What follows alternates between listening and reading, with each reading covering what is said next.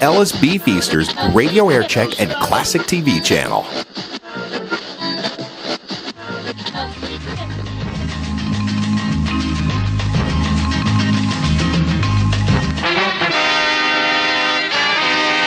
An arrest warrant has been issued for a former aide to Paul Powell. This is Jim Boutet at 6 o'clock on WIND, Chicago. State's Attorney Richard Hollis in Sangamon County says 54-year-old William Glenn is being charged with tampering with state records. Glenn is accused in connection with 16 boxes crammed with uncashed checks and money orders for license plates. The boxes were found earlier this week. Here in Chicago, Judge Philip Romiti has denied a motion to halt defense questioning of the grand jury members in the Hanrahan case. Special Prosecutor Barnabas Sears filed the request today. Judge Romiti says he doesn't have jurisdiction to reverse an earlier order granting permission for the questioning. The mayor of the Chicago suburb of Niles today filed a suit challenging the constitutionality of financing school costs in Illinois with taxes on real estate. The circuit court action by Mayor Nicholas Blaze was prompted by a ruling in California. That court held such tax financing is unconstitutional. Blaze's suit declares real estate tax financing of school districts in Illinois violates the equal protection under the law principle because of variations in assessed property values. President Nixon has asked Congress to freeze the wages of federal employees for another 6 to 10 months. The president wants military and professional federal pay rates frozen till next July. Other workers would be frozen till mid-February. The president says it's up to government employees to lead the American people to peaceful prosperity. The president's tax cut proposals came in for criticism today. Arthur Okun, former advisor to Lyndon Johnson, said the cuts would severely damage social reform programs. The entire calendar of social progress in this country would slip seriously if these permanent tax cuts are made. We will sorely need these revenues when the economy recovers to full employment. How can anyone who sees the shame of poverty, the plight of our cities, the state of our environment, want to cut $10 billion out of the revenues that offer our main hope for correcting these ills? This is a grievous misassessment of the nation's priorities. Okun testified before a congressional committee. Some of the other presidential powers come in for questioning in this report. Group W's Rod McLeish comments from Washington. The concept of executive privilege, under which a president can arbitrarily withhold information from Congress, but at a certain political risk to himself, does not appear in the Constitution. Neither, for that matter, does Congress's right to have information. But the latter is more implicit than the former, and executive privilege, which arises from custom, is therefore used gingerly by most presidents. Mr. Nixon has invoked it twice, the second time in his current squabble with the Foreign Relations Committee of the Senate.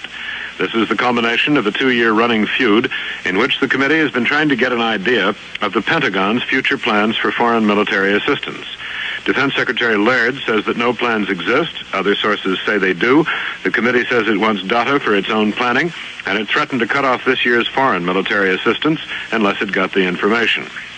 Just before the cutoff went into effect, President Nixon invoked executive privilege on the data, thereby conceding that it did, after all, exist. Everyone in Washington is reminded of a celebrated 1969 memorandum in which the president ordered his administration to be, quote, open and forthcoming in its relations with the American people and the Congress, unquote. And a good many people are wondering what all the secrecy is about since the committee requested the data on a classified basis. As one says, executive privilege is used at certain risk. In this instance, the risks seem to be high. Congress is already in an edgy mood over all foreign aid. The House has voted to suspend aid to the Greek dictatorship, and the same measure, in possibly a stiffer form, is pending in the Senate. The Vietnam ramifications are spilling out all over the place, and Mr. Nixon's doctrine, the one he's named for himself, presupposes high foreign military aid so that countries can fight their own battles instead of having U.S. troops do it for them. Also, thanks to the flap over the Pentagon Papers, this is a season of high controversy about secrecy in government. One would not have thought this an especially auspicious time to use executive privilege in such a case. But then things are seen differently, perhaps, at the White House. This is Rod McLeish in Washington. With the Group W commentary. There's a massive airlift coming to Chicago. WIND's Don Scott reports. The airports of Chicago, known as the world's busiest, will be even busier this week, and will be a massive landing operation equal to wartime invasion. 40,000 dairy farmers and their families are pouring into our town this week to go over things that dairy farmers think about, like prices and cows. But that landing operation is something else again. They've chartered a huge number of planes, mostly from Eastern Airlines, and Charles Buckland of Eastern told me that 20% of their entire fleet is tied up in this airlift. Actually, we're moving in a group of people about the size of a division. We have 13,000 and a little over, 109, somewhere in that category, that Eastern is moving exclusively in by air to Chicago for the convention, which is on September the 3rd, September the 5th. All the beverage service will hinge around the milk service on board. And the politicians are being drawn to the convention like the old proverbial flies to the milk bucket. 19 congressmen will be here, and President Nixon will speak on Friday. It's called the world's biggest party, and by figures alone, they're absolutely correct. This is Don Scott. Now let's take a look at the sports scene. Here's Jack Fleming.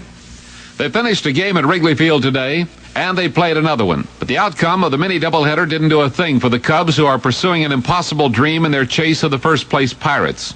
Yesterday's second game, suspended after 6 innings with the Expos leading 8-1, was completed. Montreal took that one 11-2. Then Fergie Jenkins took matters into his own hands. The Cubs' fine pitcher hit 2 home runs and threw a 6-hitter at the Expos in the day's regular game, and Chicago won it 5-2. It was Jenkins' 21st win of the season. Tonight, the White Sox are at Minnesota for a single game. Wilbur Wood shoots for number 19. Kansas City plays tonight at Milwaukee. The National Basketball Association has declared 6 players, 5 of them in college, eligible for the league's supplemental draft of players declared hardship cases. This draft will be held September 10th. We asked Chicago Bulls general manager Pat Williams what the draft might mean to the Bulls. It's hard to get a real reading there. We're drafting 15th because the draft's held in exactly the same order it was last spring, which means Cleveland picks first, Portland second, Buffalo third, right on up the line. We're 15th, New York 16th, and Milwaukee 17th. So we're way down the line, and a player of any caliber at all, it's just hard to imagine that one of those players would be there. But the really complicating factors, and the thing that we've got to keep in mind, is any team that takes a number 1 choice and uses it to take one of these players this next week, that club loses their number 1 draft choice next spring. And secondly, the ABA is having their hardship draft 4 days after ours, and all of these same players are certainly applied to the ABA draft, we feel certain. So here we go into another war again, and I just think all the clubs are so gun-shy now that they're just not going to get into it again. The supplemental list is headed by Kentucky's 7'2" Tom Payne, who would have been a junior this year. Also named are Creighton's Cyril Baptiste, Phil Chenier of California, Ed Owens of Weber State, Nate Williams of Utah State, and a non-college player, Joe Hammond.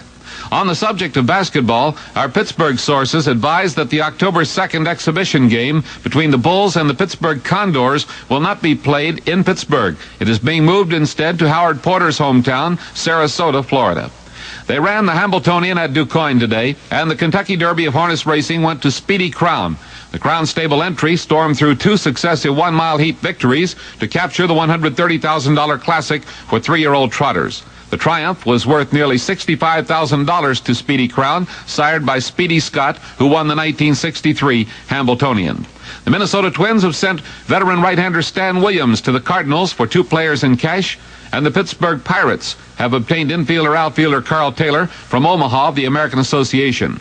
The Miami Dolphins of the NFL have obtained middle linebacker Bob Matheson from the Cleveland Browns for a future draft choice. We're back tonight at 10 and midnight with Late Sports. This is Jack Fleming.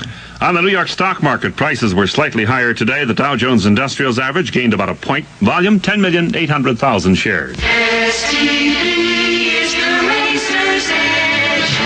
What's STP oil treatment got that ordinary motor oil doesn't? Extra thickening power, that's what. Because deep inside your engine, where temperatures skyrocket, you don't need oil that comes apart at the seams.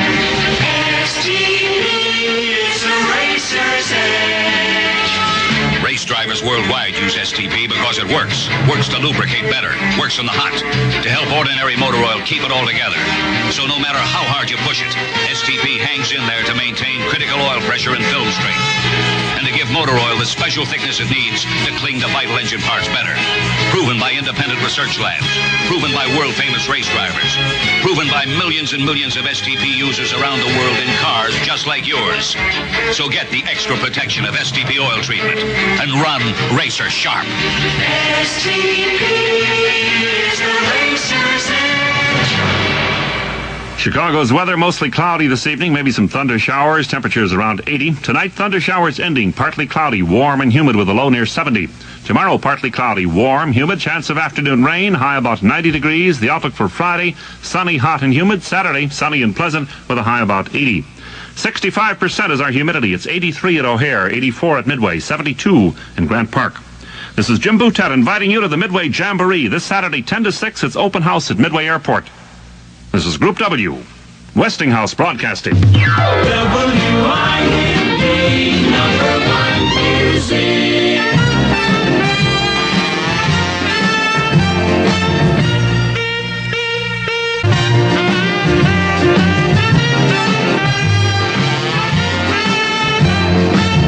Remember WIND.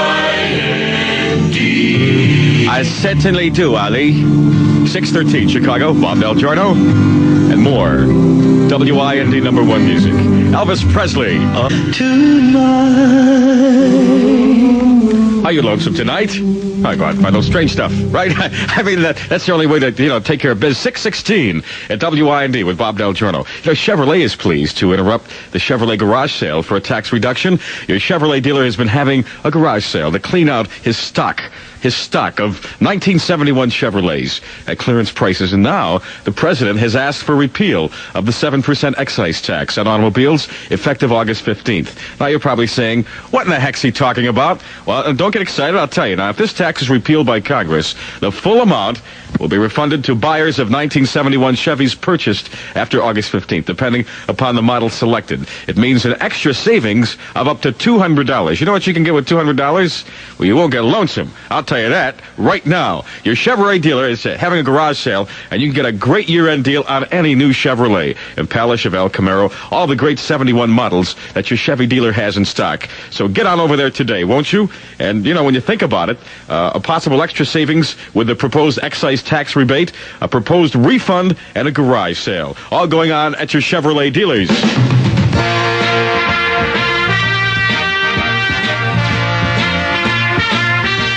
We'd just like to say a word about great French fries. McDonald's.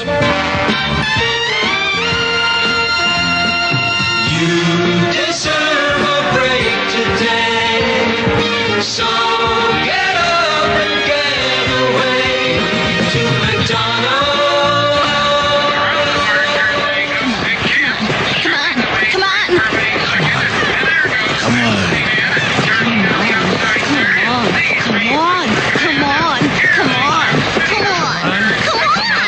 Come on.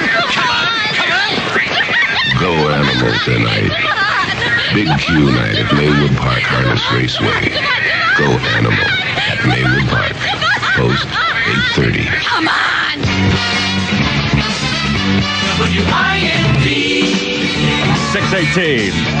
Stevie Sills. If you're lonesome tonight, how about Marianne? Yeah.